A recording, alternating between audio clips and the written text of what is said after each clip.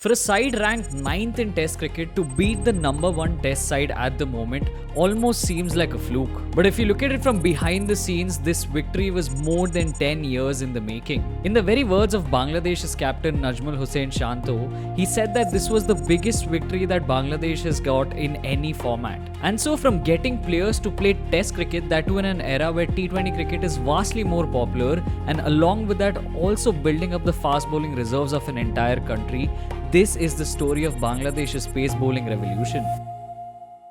For starters, let's take a look at the numbers and see how the Bangladeshi fast bowlers have evolved from the previous time to currently. We took the time periods from 2015 to 2020 and from 2021 to the present day. For starters, the fast bowlers have clearly improved in how they perform in test matches away from home, because their average has improved from 56.9 to just 35. But of course, this isn't all conditions that have aided fast bowlers, because even the spinners have improved almost in the same manner, with averages dropping from 52 to 33. One of the things that stands out is that in the earlier period, the fast bowlers had taken 0 5-wicket hauls, whereas in this current phase that number has gone up to 7 5-wicket hauls. But if you look at it from an overall lens, this is where you'll see the real impact of how much the pacers have improved. Because while the spinners have always been good, their average has only gone from 33.9 to 30.5, whereas for the fast bowlers their averages have improved from 54.8 to 36.7.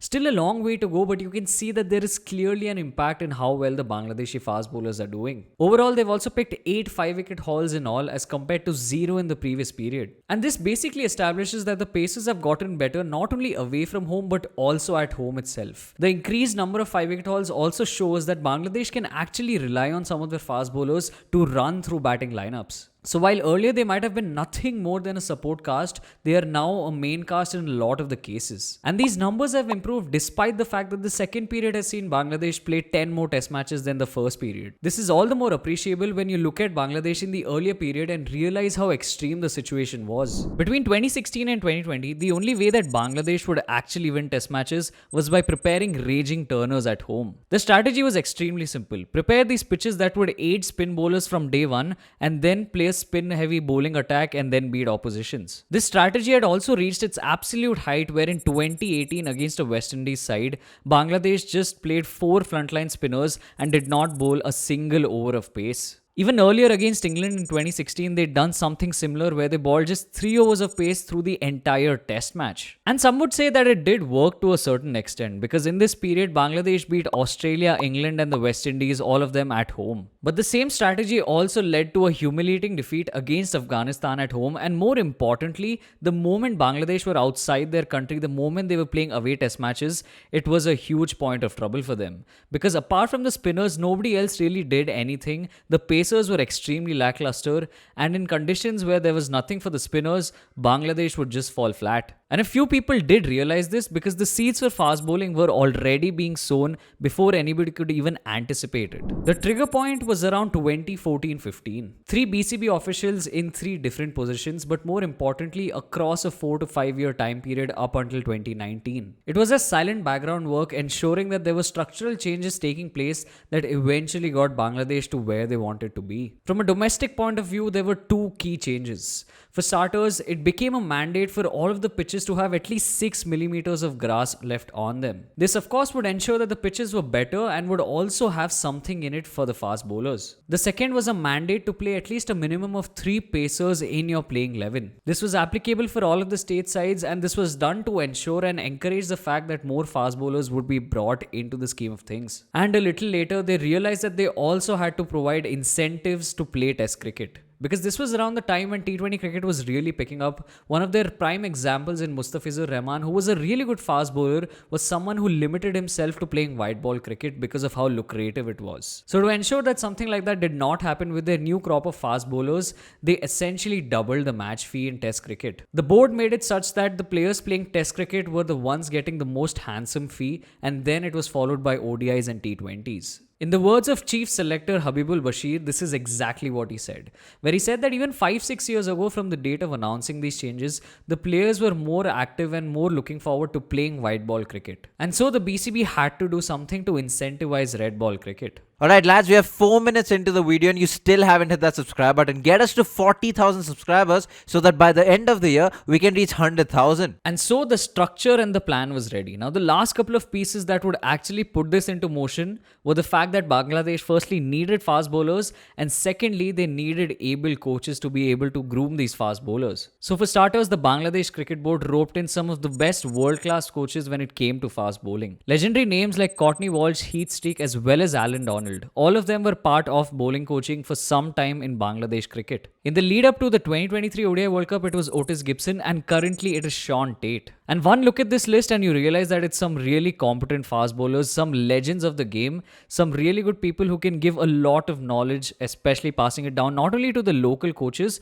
but also the upcoming talent. In fact, the board also encouraged these interactions where they'd ask a lot of the local coaches to interact with the bowling coaches like Alan Donald or Sean Tate or so many of these others and get the insights that were needed. A lot of fast bowling talent scouting camps were also set up throughout the country, and slowly talent did start to emerge. To name a few, the likes of Nahid Rana or even someone like Hassan Mahmood, who recently did well in that Australia Test match, all of these players emerged through these camps. What the Bangladesh Cricket Board also did extremely well was to ensure that they were fast tracking these talents. Irrespective of whether or not they'd played a certain level of cricket, Bangladesh Cricket Board was happy to put them into state sides, and if they did well, progress them to the national setup. But while one side of things was of course getting this new talent on board, it also had a really good knee-jerk reaction on some of the existing pacers in Bangladesh cricket. It pushed a lot of the existing pacers in the right direction, and the best example of this, none other than Taskin Ahmed. Taskin Ahmed, like many a cricketer, thought that COVID would be the end of his career. He'd gone through his fair share of injuries, and so it wouldn't be a surprise if he decided to call it quits.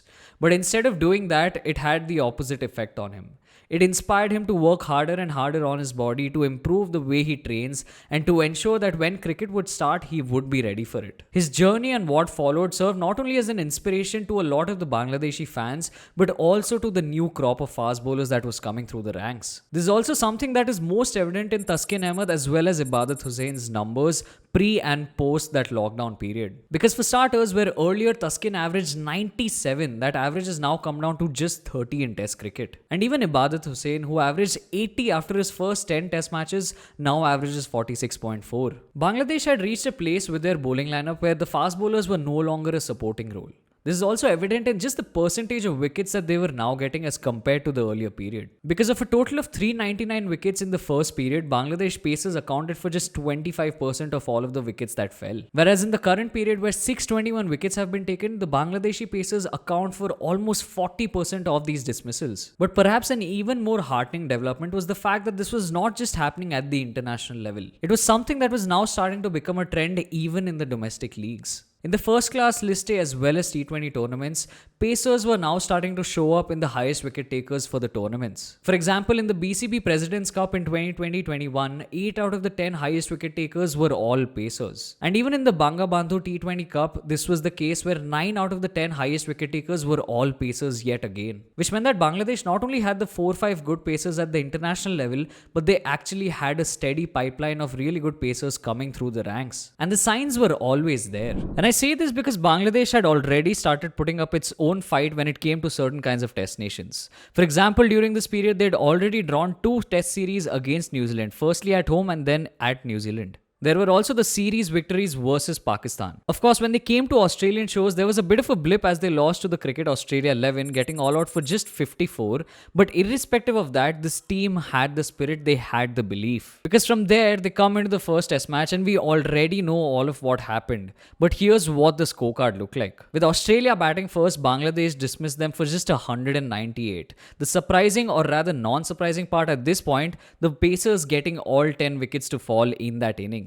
A brilliant 6 for 55 from Hassan Mahmood in that first innings, and on top of that, the Bangladeshi batters came out and batted with great resilience, getting their side to 426 in that very first innings. Of course, in the second innings, it was Mehdi Hassan who was able to get a majority of the wickets, but even here, Hassan Mahmood once again getting a 3-4, with Australia being all out for just 284. It eventually ended with Bangladesh quite comfortably winning the test match by 9 wickets, the first time they'd ever won a test match in Australia. Also their first test in this country in 23 years. It wasn't overnight success by any means. Neither was this the North Star for the Bangladesh side. This wasn't a victory that was built on the shoulders of a particular hero, but rather the sustained systematic changes, the structural changes that the board had made almost 10 years prior that were now starting to bear fruit on. Of course, this is just the start and there's still a long way to go for this Bangladesh test side. But if the spirits remain as they are, the skill sets are already in place. Bangladesh's pipeline is established, you can see a lot of talent coming through,